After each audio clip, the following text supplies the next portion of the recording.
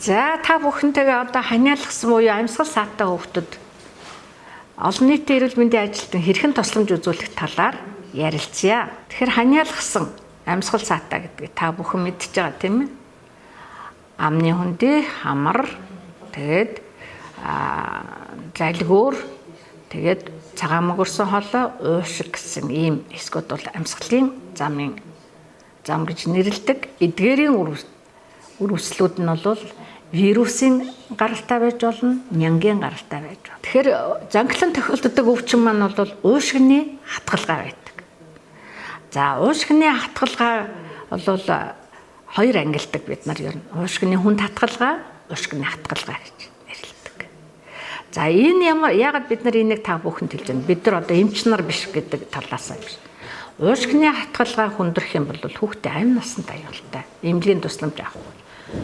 Тийм учраас бол бид нар та нарт анхны тусламж юу үзүүлэх үү? Эцэг эхчүүдэд юу зөвлөх талаар бид нар ярилцсанаа. Ямар ч өвчтөй ханиалгасан, цацагаалтсан энэ хүүхдүүдэд нөгөө л түрүүний үздсэн аюултай ерөнхий шинжээс эхэлж асууна. Зөвхөн ханыхыг нь асуухгүй нь шүү дээ. Тэгэхээр аюултай ерөнхий шинжийн асуух 3 шинж байдаг тийм ээ. Тэр нэгдүгürt нь уух буюу хөхөх чадвартай байна уу гэж асууна. Уусан бүхнээ бөөлжиж байна уу? Хүүхэд татсан уу гэдэг энэ 3 зүйлийг ямар ч зовиртой хүүхдүүдээс асууна гэдгийг та бүхэн байнга санаж аваарай. За ажиглах зүйл нь бол унтаарсан буюу ухаангүй байдлыг бол ажиглана. Одоо татаж ийн үгүй гэдгийг ажиглана. Тэгэхээр түрүүний хичээл дээр бид нар аюултай ерөнхий шинжийг ажиглаж асуумжаар илрүүлэх гэж яасан. Эдгээр 5 шинжээс аль нэг нь байвал маш хүнд өвчин гэж үзэн штэ. За тэгвэл ханиалгасан буюу амьсгал саадтай хүүхдийг эдгээр зүйлүүдээс энэ 5 шинжийг үзэхээсээ гадна хэр удаан ханиасан бэ гэж асууна. Хэр удаан ханиасан бэ? Хэр удаан гэдэг нь бол хоног бичигдэнэ. Энэ нь ямар учиртай юм бэ гэвэл хүүхдэд ер нь энэ ханиалгалт бол 14 хоногоос дээшээ байна уу? 14 хоногийн дотор байна уу гэдгийг. 14 хоногоос дээшээ байдаг асуумжийн ач холбогдол нь юу вэ гэхээр 14 хоногоос дээшээ байна гэсэн тохиолдолд бол бид нар энэ хүүхдэд удаан хугацааны ханиалгалт байна. Сүрээ байх юм биш үстэй гэж бодоод сүрээг үгүйсгдэг. За ажиглах зүйл нь бол нэгдүгээрт нь 1 минутанд хүүхдийн амьсгалыг тоолно. 1 минутанд бүтэн 1 минутанд. Амьсгалыг тоолно гэдэг маань юу байх вэ гэхээр секундтай цаг байлаа гэхэд бол ээжд нь цагаа өгчгөөд за та надад эхэл гэж хэлээрэй гэж хэлээд өөрөө амьсгалаа тоолно. Тэгэд 1 бүтэн минут явсны дараа бол зогс гэдэг команд явна. Энэ хооронд хүүхэд амьсгал. За амьсгалыг тоолно гэдэг бол ер нь энгийн л хүн тоолчих боломжтой. Тэрний тулд амьсгал тоолохын тулд та бүхэн эхлээд хүүхдийнхээ цээжин бие хөвлийн хоёрыг аль болохоор харагдахуц ийм байдлыг үгээр хэлбэл цамцыг тайлуулах буюу одоо урд ингэртэ товчтой байх юм бол тэрийг тайлаад яраад цээж хөвлийн хоёр аль нь харагдахаар байх нь зүйтэй.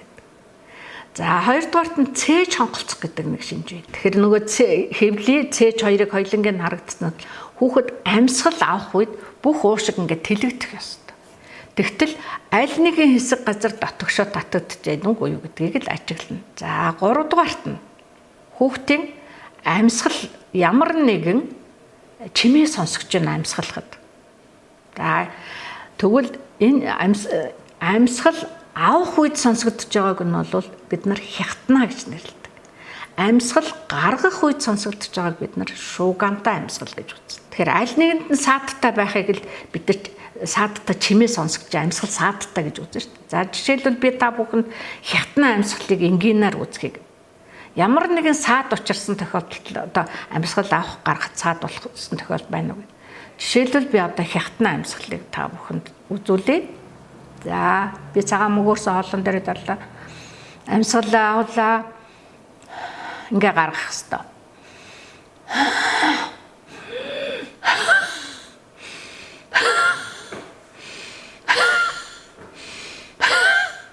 Энэ бол шуугантай амьсгал.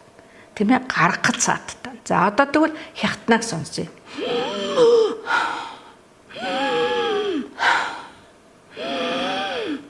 амьсгал авахтан саадтай байна шүү дээ. Тэгэхээр энэ хоёр сонсогдож гин үгүй юу гэдгийг бид нар ажиглана. Ажиглахдаа ажиглаад сонсно.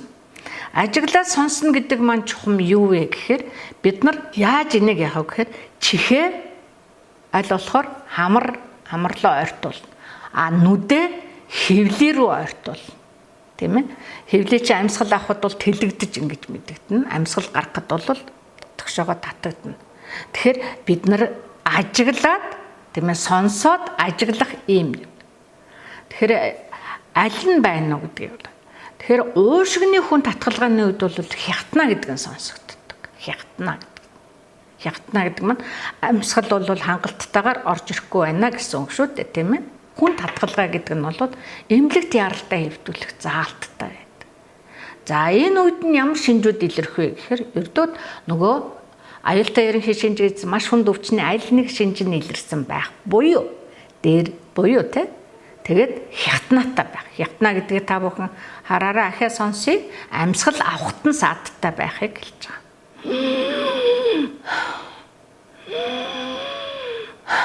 Энэ хэлтэн гарахт нь бол чөлөөтэй, авахт нь ямар нэгэн саадтай. За энэ эмнэлэгт хэвтэхгүй бол энэ хүүхдийн амь насанд нь аюултай. Нэг үгээр хэлбэл аага хүчил төрөгч хангалттай биш байна гэсэн үг юм байнамаа. Тэгэхээр аюултай ерөнхий шинжийг бид нар сайн мэдэх хэрэгтэй байна. Хоёрдугаарт нь бол бид нар энэ хятна байна уугүй юу гэдэг.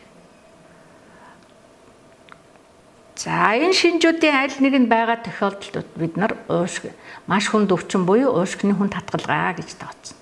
Энэ хүн татгалгааны үед бид нар ямар арга хэмжээ авах вэ гэвэл нэгдүгээрт нь энэ хүүхэд бол эмнэлэгт хэвтэх шаардлагатай шүү гэдгийг ээж аав нарыг маш сайн ойлгуулж хэвтхийг зөвшөөрүүлэх хэрэгтэй.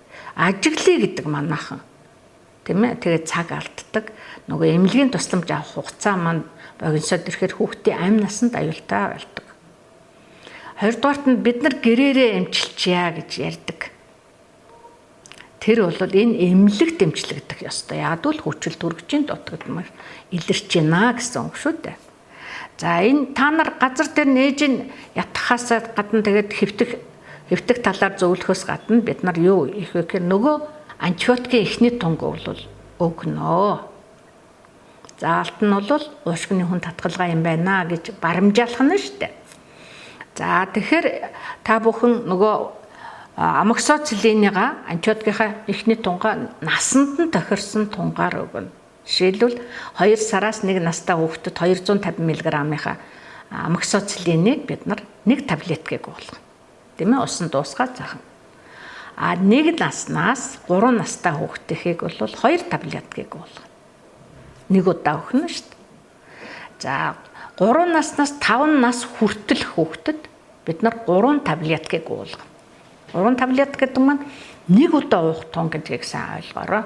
За амоксициллиныхаа шахамлыг тийм уулгасныхаа дараа та бүхэн хүүхдээ хамгийн ойрын эмнэлэгт аваачих талаар ярилцаж зөвлөлдөнө.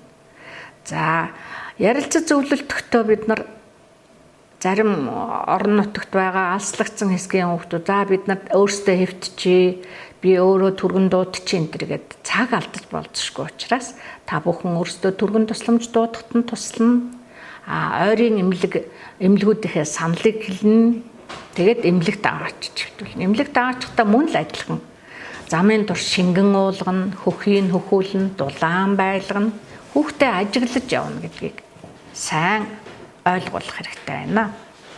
За ингээ уушгины хүн татгалгааг гэдгийг та бүхэн ямар ч байсан баримжаалсан байдлаар мэдэх боллоо. За ахаад автыг уушгины хүн татгалгааны үед аюултай ерөнхий шинжийн аль нэг нь. За жишээлбэл ажиглалтаар бол унтаарсан буюу ухаангүй байдал байна уугүй юу? Одоо хүүхэд татаж гин уугүй юу гэдэг. За асуумжаар бол бид нар юуг асуух вэ гэхээр хүүхэд уусан бүхнээ бөөлж гин үгүй юу? Хэрвээ бөөлж живэл энэ хүүхэд аюултай ерөнхий шинжийн нэг нь бол хүүхэд татсан уу гэдгийг асуу. За ингээд асуусныхаа дараа аль нэг нь байхгүй хэрвээ аюултай ерөнхий шинж тэмдгийн аль нэг нь байхгүй байгаа тохиолдолд та бүхний ажиглах юм бол нөгөө амьсгал саадтай байна уугүй юу гэдгийг ажиглана. Амьсгал садтай гэдэг маань бол амьсгал авах үед шүү дээ. Авах үед садтай байхыг хятна гэж нэрлэж байгаа. Энэ хятна амьсгал байна уугүй гэдгийг л ажиглав. Хэрвээ гаргах үед бол энэ эмнэлэг твдэх заалт биш. Бид нар дараагийнхаа сэдвүүдээр бид нар ярилцсан.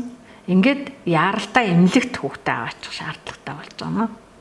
Ингээд чивтүүлснээрээ та нар уушгины хүн татгалгаагаар хүүхэд нас баралтыг багасгахад их тусламж үзүүлж байгаа асуудал юм аа. Алслагдсан хэсэг учраас эмч эмнэлгийн ажилчдыг дуудаад ирэх хугацаа алдах, цаг алдах ийм байдал явах учраас та бүхэн бол олон нийтийн эрүүл мэндийн ажилтны тусламж бол их үүрэгтэй гэдгийг бид нар мэдж байна.